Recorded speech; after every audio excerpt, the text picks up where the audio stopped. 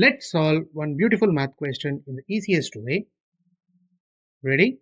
But before we start, try this question in your mind. You got it? Now, what's the easiest method to solve it so that you will never lose here again?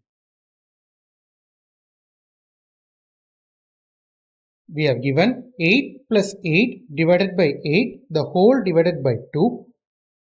To solve this, we are going to use BODMAS rule, that is brackets, operation, division, multiplication, addition and subtraction.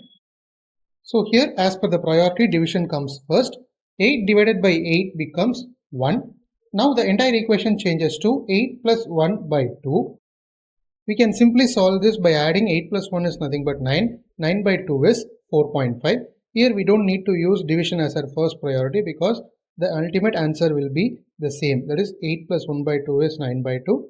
The result is 4.5.